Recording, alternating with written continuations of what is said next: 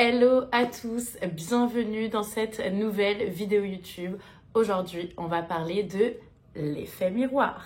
Dans cet épisode, je vais vous expliquer qu'est-ce que l'effet miroir, comment l'utiliser et qu'est-ce que ça peut vous apporter. Et vraiment pour moi, une des choses les plus importantes en termes de psychologie, c'est quelque chose que j'utilise presque tout le temps dans mes coachings. Une fois que vous avez compris l'importance de l'effet miroir, vous allez voir vraiment des changements dans votre vie. Et restez bien jusqu'à la fin parce que du coup, je vous donnerai une des solutions qui pour moi est la solution primordiale pour améliorer ses relations sociales, ses relations amoureuses, ses relations amicales. N'hésitez pas comme d'habitude à mettre un pouce bleu, à vous abonner à ma page et à activer la cloche pour les prochaines vidéos.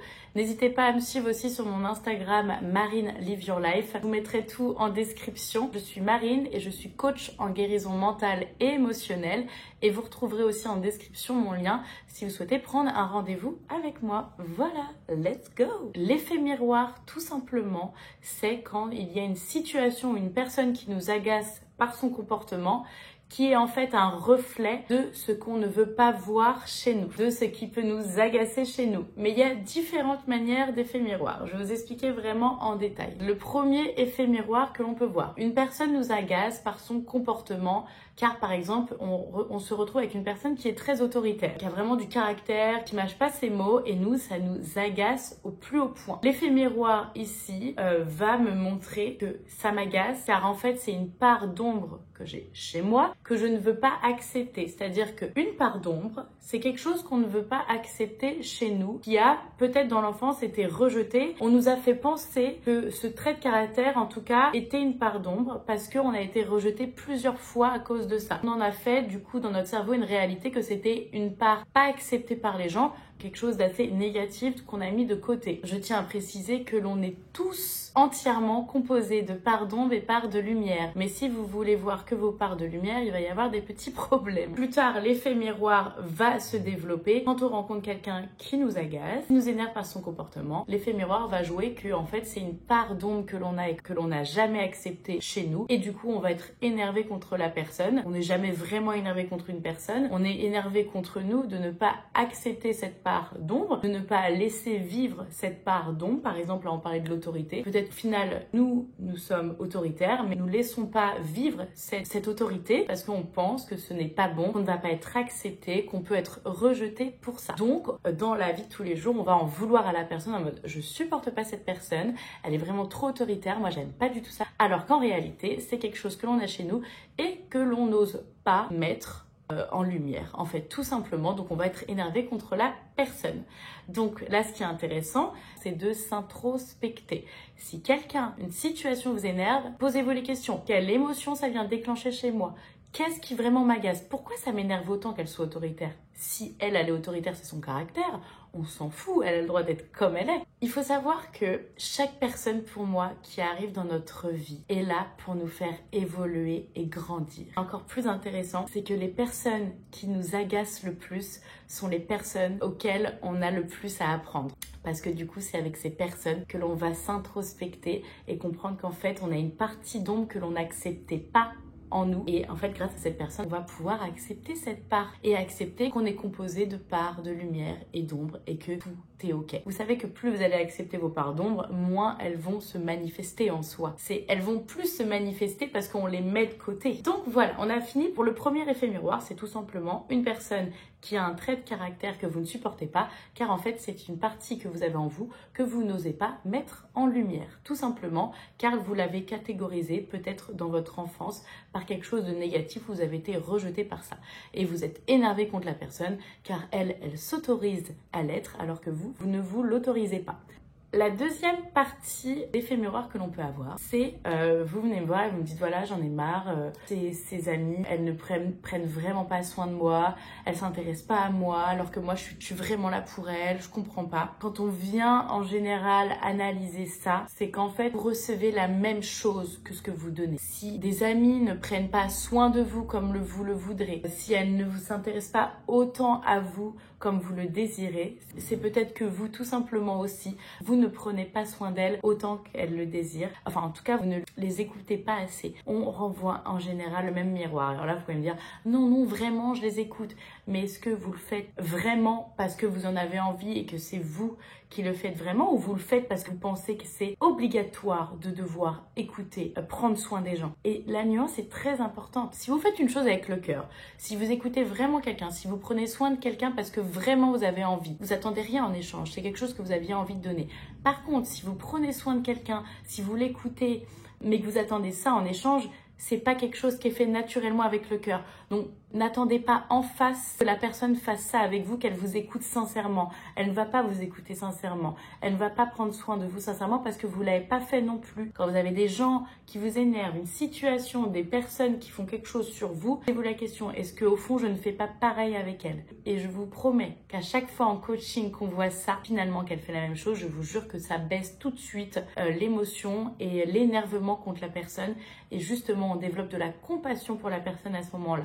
La deuxième chose que je voulais vous dire, si vous tombez par exemple sur un conjoint, femme ou homme, peu importe, que vous avez l'impression qu'il ne vous respecte pas, qu'il vous humilie, qu'il ne respecte pas vos limites ou autres, qu'est-ce que ça vient? En fait, ces gens-là, ils arrivent et vous les manifestez dans votre vie pour vous faire comprendre qu'est-ce que vous devez travailler sur vous. Si vous attirez des hommes qui ne vous respectent pas, qui ne respectent pas vos limites, qui ne font rien, qui attendent que c'est vous qui décidez de tout, que c'est vous qui engagez toujours les conversations, c'est vous qui décidez des activités, c'est vous qui... J'ai déjà reçu ça en coaching, des femmes qui en peuvent plus.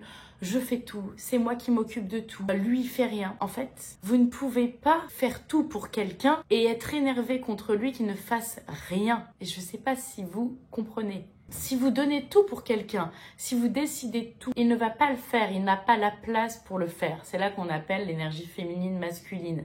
L'énergie masculine est très dans le je contrôle tout, je décide tout, je fais tout, je suis dans l'action, etc. Alors que l'énergie féminine est beaucoup plus dans le laisser aller, je me laisse porter, je suis plus dans mes émotions, dans mon ressenti. Si vous êtes dans une énergie masculine avec votre conjoint ou votre conjointe, vous ne pouvez pas attendre qu'elle soit dans l'énergie masculine aussi. Il faut être dans l'énergie féminine pour attendre l'énergie masculine. Personne vous a demandé de tout faire. Personne vous a demandé de tout faire. Et quand vous me dites, bah oui, mais si je ne le fais pas, ça ne le fait pas. Mais si vous repartez dans une énergie plus, je me laisse aller, je suis plus dans mes ressentis, vous allez voir que la personne en face aura la place pour faire. Je vous jure, ça change d'un coup. Les énergies, ça s'emboîte. C'est pour ça que dans une relation, c'est hyper important que les deux personnes soient en équilibre d'énergie féminine et masculine. Ce que je voulais vous dire, c'est que si vous tombez toujours sur des hommes qui ne respectent pas vos limites et qui ne vous respectent pas, c'est tout simplement parce que vous ne respectez pas vos limites et que vous ne vous respectez pas vous-même. Vous ne pouvez pas attirer des personnes qui vous respectent si vous ne vous respectez pas. Les personnes qu'on attire dans notre vie sont notre plus grand enseignement. Ce sont des personnes qui viennent nous montrer qu'est-ce qu'on doit travailler chez nous, comment on ne s'aime pas en fait. Quand vous avez l'impression qu'on ne respecte pas vos limites, c'est tout simplement parce que vous ne respectez pas vos limites et vous ne savez pas les poser. Pour certaines raisons. Ça, c'est ce qu'on peut voir en coaching.